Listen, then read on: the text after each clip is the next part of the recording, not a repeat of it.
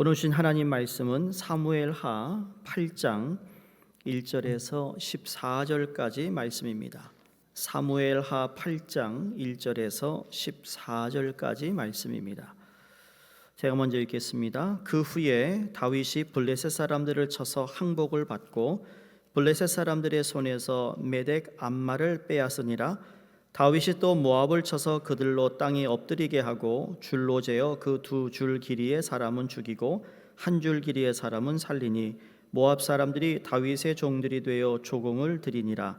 르흡의 아들 소바 왕 하달에셀이 자기 권세를 회복하려고 유브르데 강으로 갈 때에 다윗이 그를 쳐서 그에게 마병 1700명과 보병 2만 명을 사로잡고 병거 100대의 말만 남기고 다윗이 그 외의 병거의 말은 다 발의 힘줄을 끊었더니 다메섹의 아들 사람들이 소바 왕 하닷에셀을 도우러 온지라.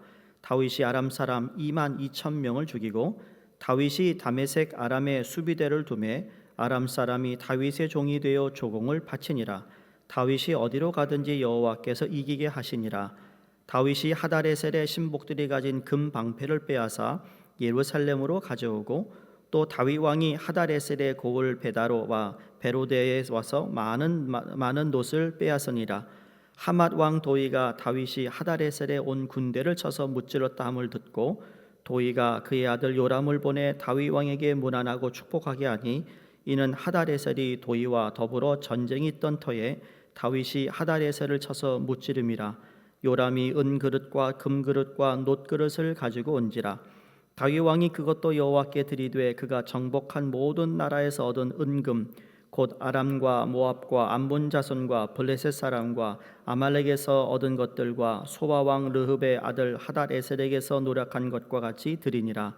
다윗이 소금 골짜기에서 에돔 사람 18,000명을 쳐 죽이고 돌아와서 명성을 떨치니라. 다윗이 에돔의 수비대를 두되 온 에돔의 수비대를 두니 에돔 사람이 다 다윗의 종이 되니라. 다윗이 어디로 가든지 여호와께서 이기게 하셨더라. 아멘. 기도하겠습니다. 하나님 감사합니다. 부활절 이후로 저희에게 한 주간도 하나님 승리케 하시고 오늘 우리에게 주신 이 날 또 허락하신 말씀 우리 마음 문을 열고 듣기를 원합니다. 성령님 꼭 주님의 음성을 듣게 하여 주시옵소서. 예수님 이름으로 기도드리옵나이다. 아멘. 감사드립니다. 우리 총회 무사히 잘 회무 마치고 돌아오게 하신 하나님께 감사드리고 기도해 주신 모든 분들께 감사를 드립니다. 오늘은 부활절 지난 첫 주가 되어서 무슨 말씀을 전할까 이 총회를 가기 전부터 좀 생각을 좀 했어요. 부활절이 주로 부활절로 끝나는 경우가 참 많아서 안타까움도 있고 아쉬움이 있어서 어떻게 하면 부활절을 좀 더 계속 그 분위기를 이어갈 수 있을까라는 생각에서 오늘 말씀을 택하게 됐습니다. 여호와께서 이기게 하시니라 라는 제목인데요. 이 총회가 하와이에서 있었는데 솔직히 하와이에서 총회한다는 것이 참 부담이 되었습니다. 목회자로.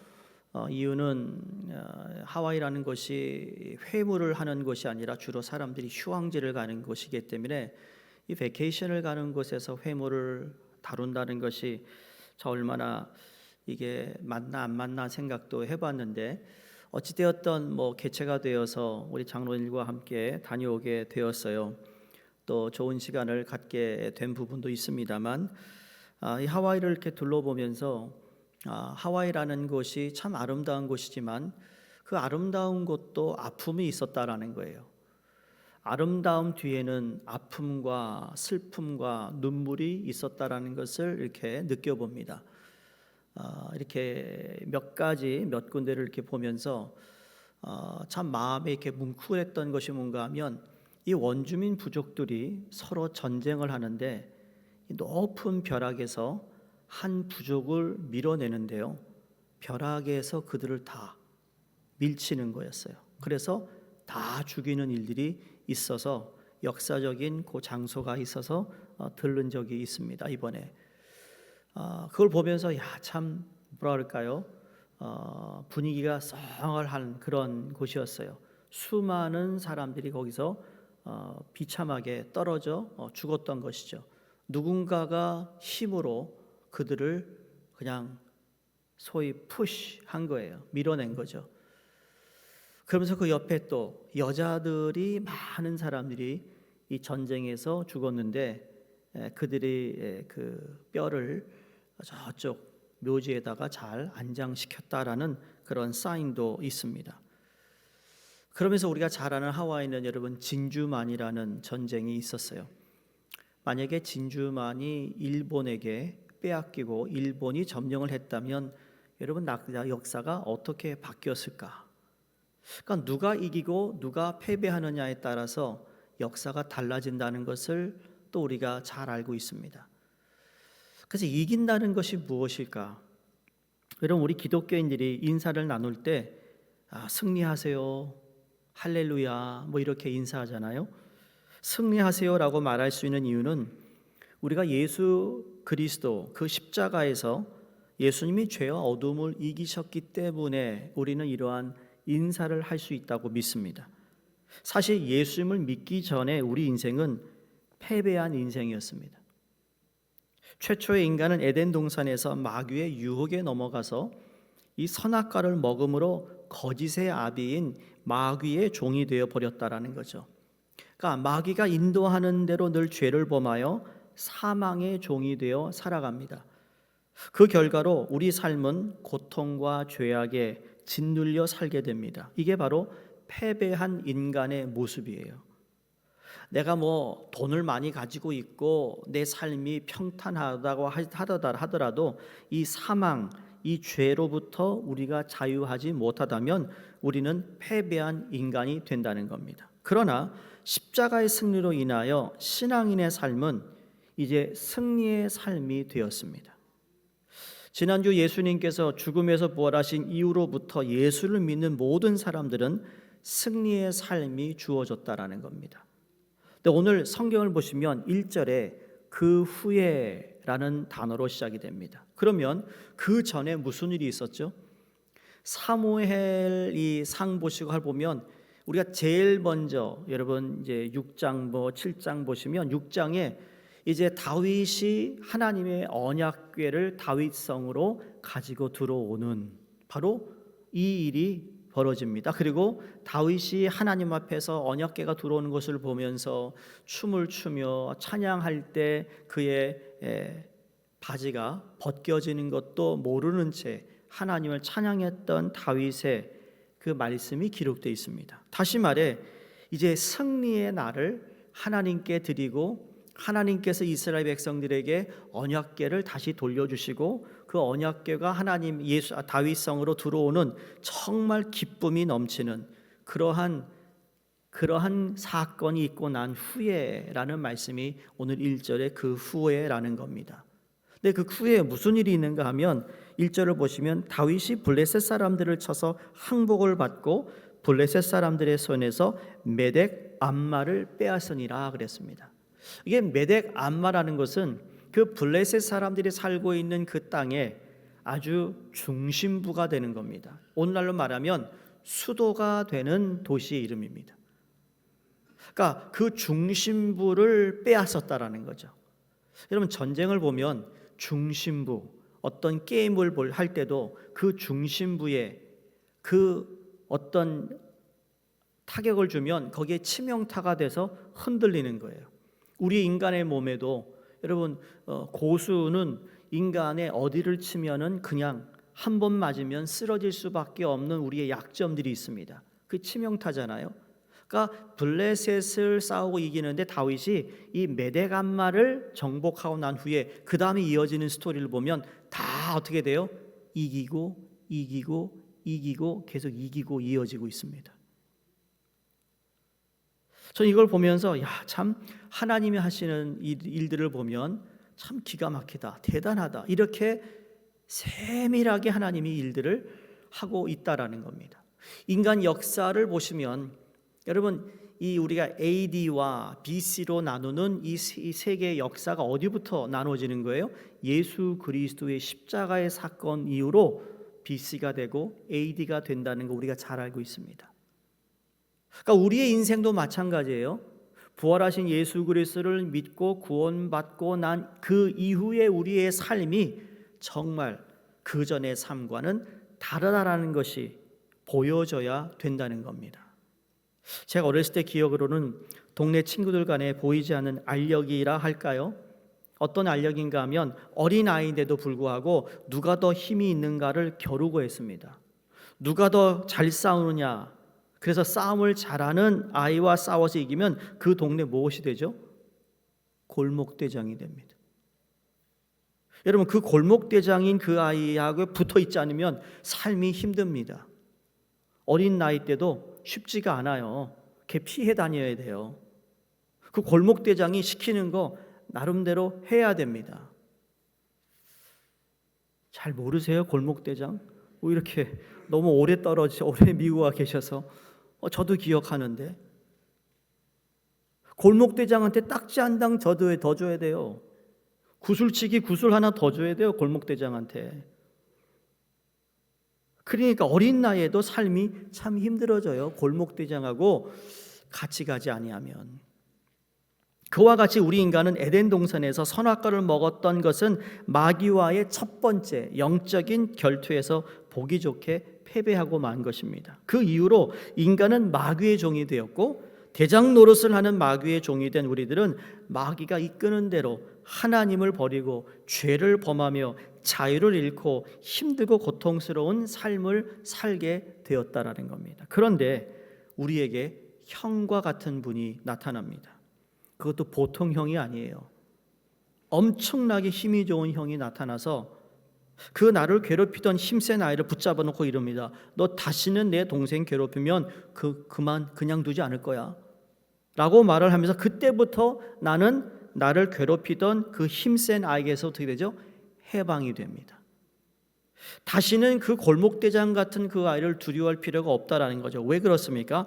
나의 든든한 형이 나를 지켜준다고 약속하고 있기 때문이에요. 이와 같이 하나님께서 우리에게 구세주이신 예수 그리스도를 보내주심으로 이제 예수 그리스도의 능력으로 사탄의 권세를 이기고 해방될 수 있는 길을 주셨습니다. 예수님께서 사탄의 권세를 멸하러 오신 분이기 때문에 우리가 예수께로 돌아가기만 하면 마귀의 종의 신분에서 하나님의 자녀가 되는 권세를 입게 되었다라는 겁니다. 그러니까 하나님의 자녀가 되면 우리는 마귀의 권세를 이길 뿐만 아니라 승리할 수 있는 권세를 얻게 되었습니다. 그러므로 예수 그리스도 안에 있는 자는 사단의 권세를 이기고 승리할 수 있음을 믿으시기를 주의 이름으로 축원합니다. 마가복음 1장 24절에 나사렛 예수여 우리가 당신과 무슨 상관이 있나이까? 이게 누가 얘기냐면 그 마귀가 지금 예수님에게, 아니 당신과 우리가 무슨 상관이 있습니까? 우리를 멸하러 왔나이까? 라고 묻습니다. 요한 1서 3장 8절에 죄를 짓는 자는 마귀에게 속하나니 마귀의 처음부터 범죄함이니라. 하나님의 아들이 나타나신 것은 마귀의 일을 멸하려 하심이라 했습니다. 그러니까 예수님께서 이 땅에 오신 이 세상의 공중권세 잡은 이 마귀의 일을 멸하고 마귀에게 패배하여 마귀의 종이 되어 눌려 살고 고통 속에 있는 자들을 구원하시기 위해 이 땅에 오셨다라고 말씀합니다.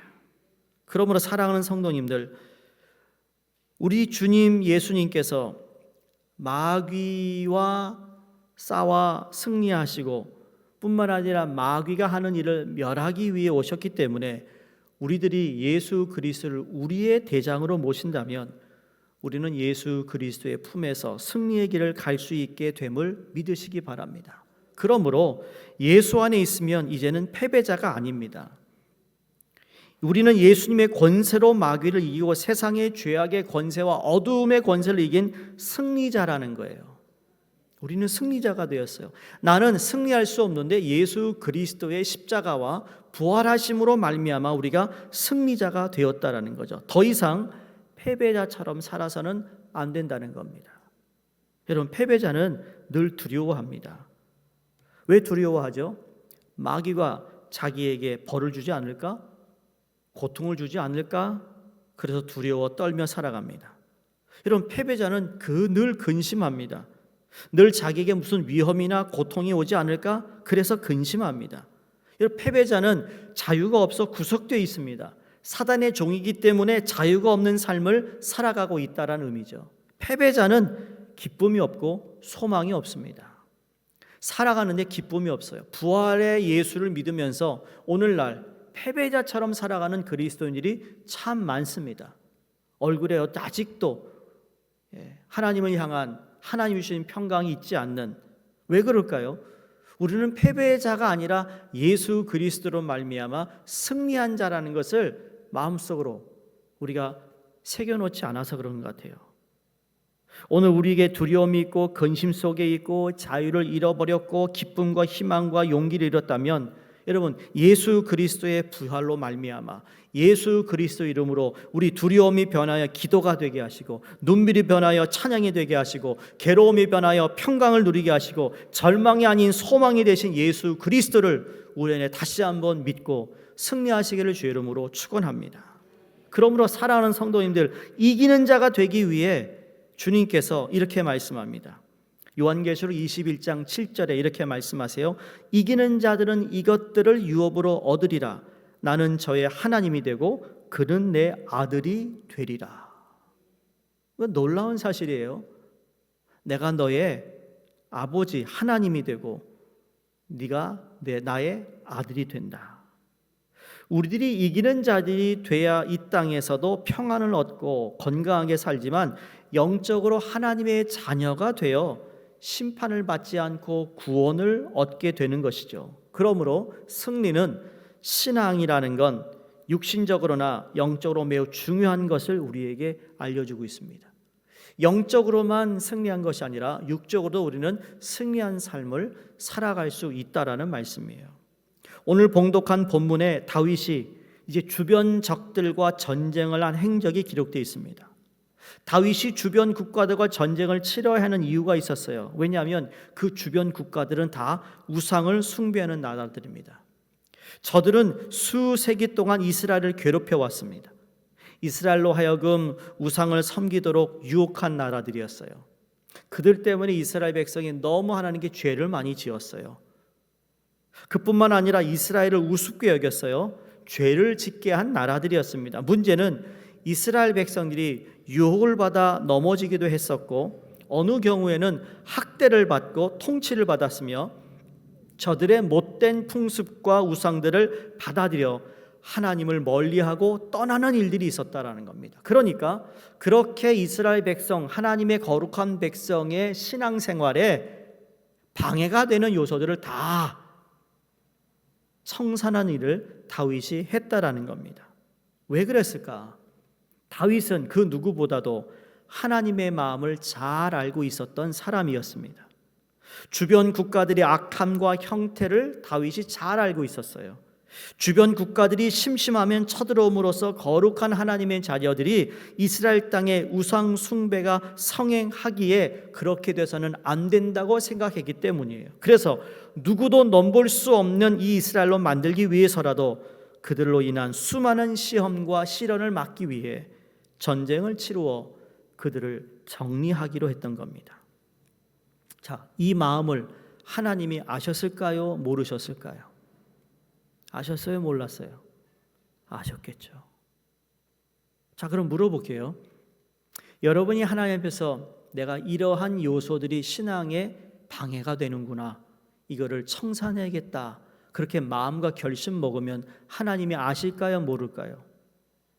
대답 좀 해보시라니까요. 모르길 바라세요?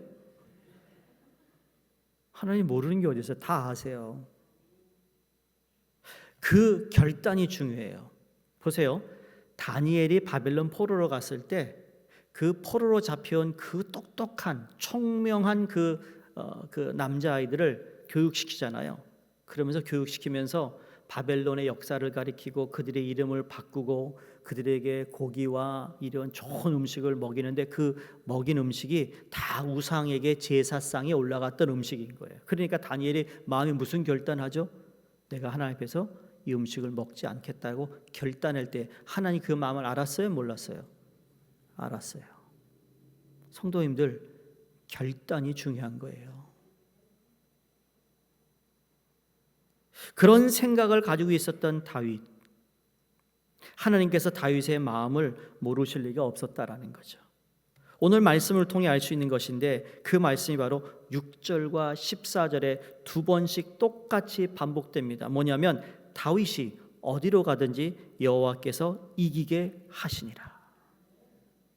우리의 인생에 나를 넘어뜨리려 하는 그 무엇이 우리 주위에 참 많이 있는데 그게 정욕의 욕심일 수도 있고 안목의 욕심일 수 있고 이생의 자랑일 수도 있습니다. 그러나 오늘 우리들이 다윗과 같이 어디를 가든지 여호와께서 승리하게 하시는 복을 받기 위해 우리가 기억해야 할 세 가지 진리가 있습니다. 첫 번째로 믿음으로 사는 자는 승리하게 된다는 겁니다.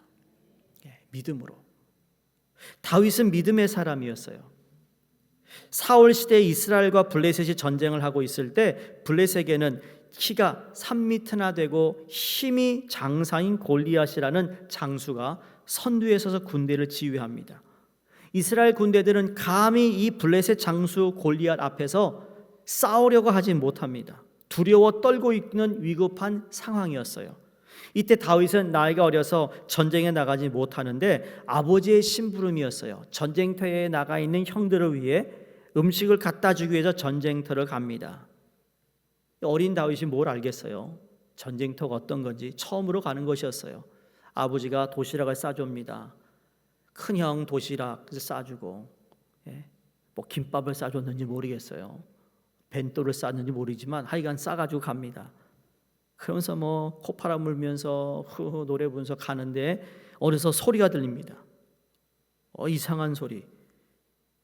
골리앗이 이스라엘과 하나님을 저주하는 큰 소리로 막 욕을 하는 소리를 듣습니다. 그 소리를 듣는 순간 다윗이 어떻게 되죠? 마음에 울분이 솟아납니다.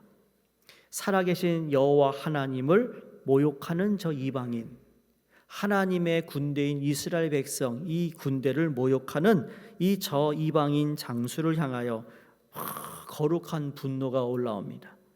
그러면서 사울 왕에게 내가 나가서 저 골리앗과 싸우기로 자청하고 놀랍게도 골리앗과 싸워 이깁니다. 여러분, 다윗이 승리하게 된 원인은 무엇이었습니까? 믿음이었습니다. 사람들은 전쟁을 하려면 필히 갖추어야 할 것이 있다고 생각하죠. 이건 틀린 말이 아닙니다. 맞습니다. 전쟁에 이르려면 적어도 좋은 갑옷을 입어야 합니다. 좋은 칼도 필요합니다. 방패까지 있으면 더 좋겠죠. 그러나 최고급의 무기를 준비하는 일보다 더 중요한 것은 하나님을 의지하는 마음입니다. 여러분, 사업할 때 좋은 사업 파트너 만나는 것도 중요하고 좋은 물건을 사오는 것도 중요하고 다 중요하지만 여러분, 가장 결정적인 건 뭐냐면 하나님을 의지하는 마음, 하나님을 향한 믿음이 없다면 여러분, 그건 언젠가 또 무너지고 패배할 수밖에 없는 인생이라는 것을 우리가 깨달아야 된다는 거죠. 신앙의 싸움을 위해서는 세상 사람들이 준비하는 것과는 다른 것을 준비해야 됩니다. 성도가 준비해야 할 것, 열심히 준비할 것은 믿음이라는 거예요. 믿음. 다윗에게 하나님을 의지하는 믿음이 있었어요. 하나님께서 나와 함께 하시면 이기게 하실 것이라는 믿음이 있었어요. 다윗이 그렇게 골리앗을 향하여 나아갈 때 사울 왕이 두려워했어요. 너 네가 뭘 하냐? 나는 저 이방인에게 죽어도 상관없습니다. 결단했다니까요. 감히 하나님의 이름을 모욕하는 이건 내가 참을 수 없습니다. 만군의 여호와가 함께 하시면 저 무서운 골리앗도 이길 수 있다라는 믿음이 그에게 있었습니다. 사랑하는 성도님들, 오늘 우리들 가운데 역사하는 사단은 골리앗보다 더 힘이 있고 지혜가 있는 자입니다. 이스라엘 모든 군사는 이 힘이 센 골리앗만 쳐다보고 기가 죽었고 목소리만 듣고도 겁에 질려 버렸어요. 그들이 이미 패배자가 되어버렸습니다.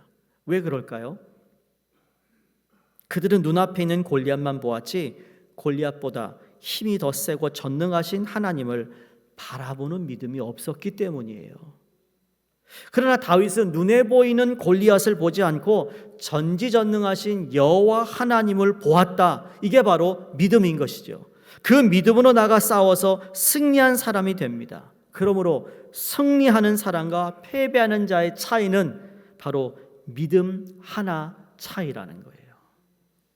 믿음이 있으면 승리합니다. 믿음이 없으면 패배합니다. 그러므로 우리는 무엇을 보느냐가 중요한 거예요. 우리 앞길을 가로막고 있는 골리앗만 바라보면 기가 죽고 질려서 패배자가 되지만, 우리에게 문제를 만들어주고 장애를 만들어주는 사단의 권세만 바라보면 패배할 수밖에 없습니다. 그러나 승리자와 그리고 패배자의 차이는 뭐라고 그랬어요? 믿음 하나 차이라는 이 사실을 우리는 잊어서는 안 된다는 겁니다. 다윗처럼 하나님을 바라보고 믿는 자만이 승리할 수 있는 것입니다. 부활절 지나서 여러분, 우리가 여전히 지금도 바라봐야 할 것은 바로 승리하신 예수 그리스도의 십자가라는 사실을 기억하시기를 바랍니다. 두 번째로 누가 승리하는가? 하나님의 사랑에 붙잡힌 자가 승리하게 되는 것입니다. 하나님의 사랑에 붙잡힌 자가 승리합니다. 자, 다윗은 하나님의 말씀에 붙잡혔어요. 그 말은 하나님을 사랑하고 사람의 생명을 사랑하는 사람이라는 겁니다. 하나님 말씀에 여러분, 우리의 영혼, 한 영혼이 예수를 믿게 되면 천국에서 무슨 일이 벌어지죠? 잔치가 벌어진다고 그랬어요. 성경에서 하나님의 계명을 두 문장으로 요약한 것이 나오죠. 첫 번째 뭐죠? 네 마음과 그 다음에 다하고 성품을 다하고 힘을 다하고 내 하나님 여호와를 사랑하라. 두 번째는 내 이웃을 내 몸과 같이 사랑하라였어요. 다윗의 생애를 보면 그는 하나님을 진심으로 사랑했던 사람입니다. 그는 사랑했기에 하나님 말씀에 순종하며 살아갔습니다. 그러니까 하나님을 사랑한다는 것과 하나님 말씀을 순종하는 것은 같은 거예요. 맥목상 다르지 않아요. 하나님을 사랑하는 사람은 하나님 말씀에 순종하는데, 다윗이 시편 쓴 걸 보면 여러 대목에서 하나님을 사랑하고 하나님을 사모하는 마음이 느껴질 정도입니다. 우리가 잘 아는 목마른 사슴 시냇물을 찾아 나서듯 내 영혼이 주를 찾기에 갈급한다 그랬습니다. 사모하고 있어요. 사모하고 있어요.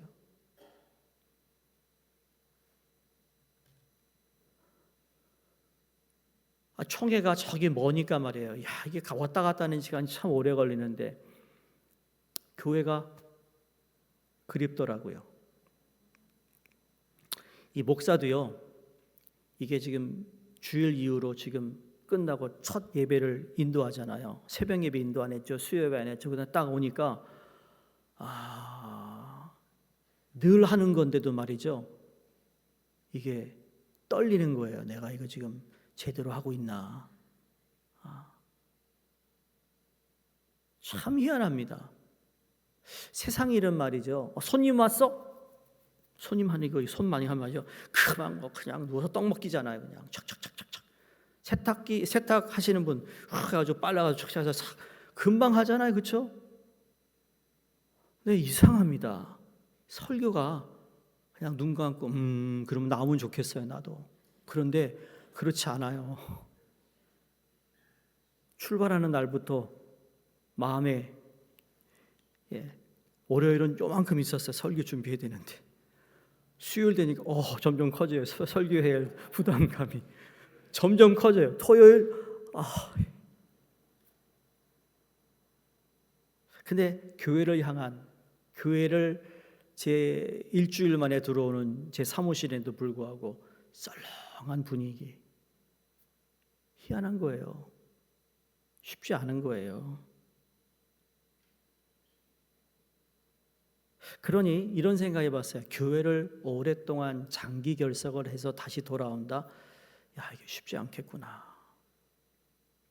그러면 안 되겠지만요. 그럼 만약에 무슨 일로 한 주, 두 주 빠져서 돌아오면 어떠세요, 마음이? 큰일 났어요. 벌써 9시예요. 그냥 끝나란 얘기인데. 저 시간을 좀 멈추면 안 될까? 다윗이 하나님을 얼마나 사모하면 시편 84편 이렇게 말합니다. 주의 궁정에서 한 날이 다른 곳의 첫날보다 나은즉.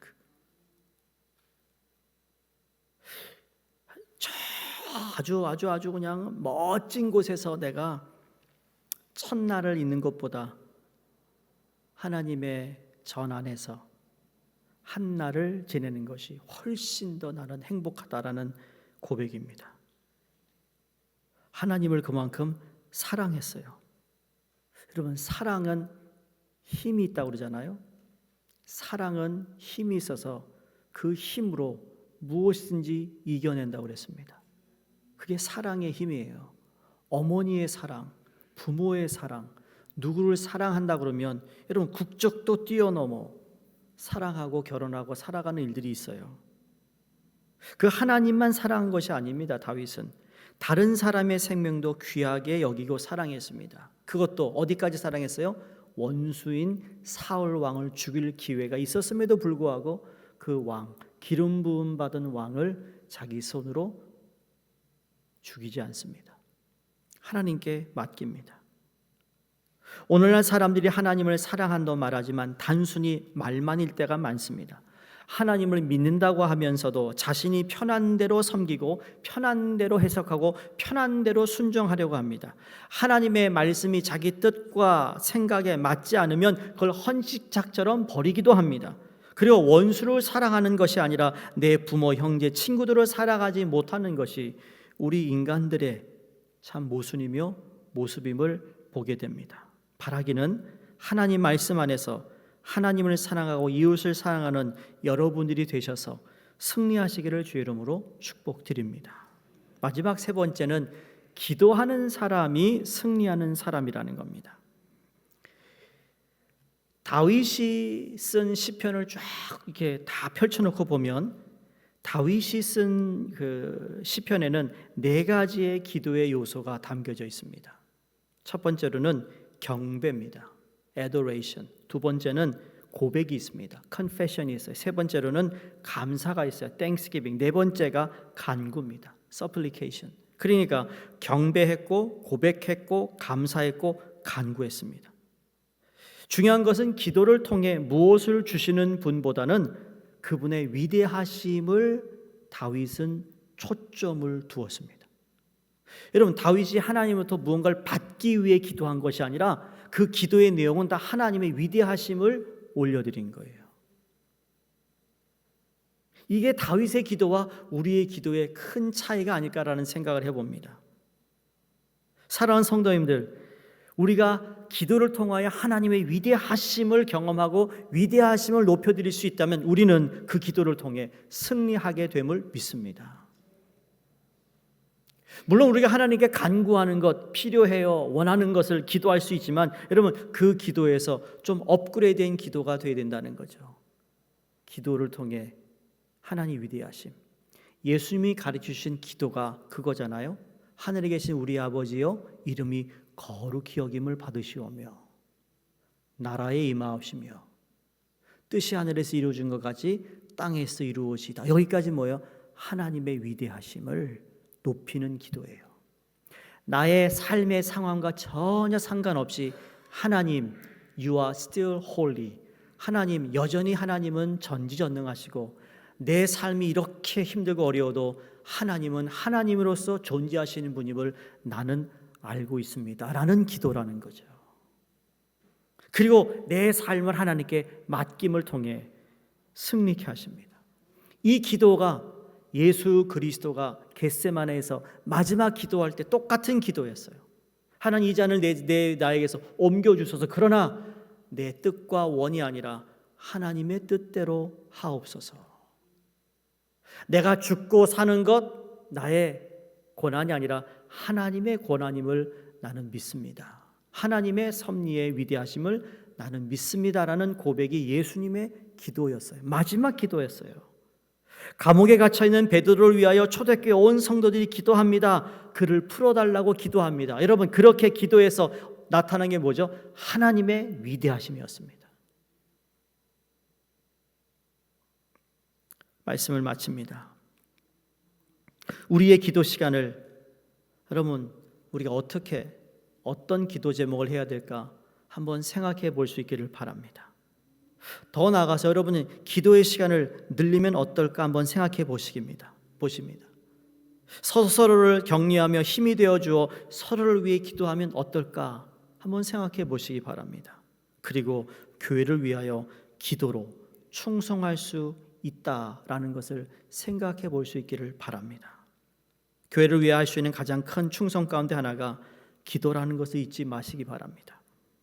그래서 기도의 동역자를 찾는 것이고, 기도회가 있는 것이고, 예배전에 있고, 권사님들이 기도회를 하고 안수집사님 기도하는 이게 형식이 아니라 진정으로 교회를 위한 기도, 이 기도를 하나님께 올려드릴 때 하나님 우리에게 분명한 승리의 길을 허락해 주실 것을 믿습니다. 바라기는 우리의 싸움은 영적인 사탄과의 싸움이므로 이 싸움에서 우리는 승리해야 됩니다. 패배가 제하가 되어 고통당하고 진돌림 당하고 기쁨을 빼앗기는 이런 그러한 삶은 이제 예수 그리스도의 십자가로 다 승리하셨습니다. 이제 예수 그리스도의 승리자의 편에 서서 우리의 삶의 대장이 되시는 예수 그리스도를 온전히 따라 우리에게도 이기게 하시는 하나님의 은혜가 있기를 주의 이름으로 축원드립니다. 기도하겠습니다. 하나님 아버지 감사합니다. 우리를 이기게 하시는 하나님의 은혜, 예수 그리스도의 십자가의 승리를 감사드리며 우리 또한 그 삶을 위해 오늘도 살아가기 원하며 오늘도 기도하며 하나님을 사랑하며 믿음으로 살아가기로 결단하는 하나님의 자녀들 머리 위에 하나님 늘 주의 영이 함께하여 주시옵소서. 예수님 이름으로 기도드리옵나이다. 아멘.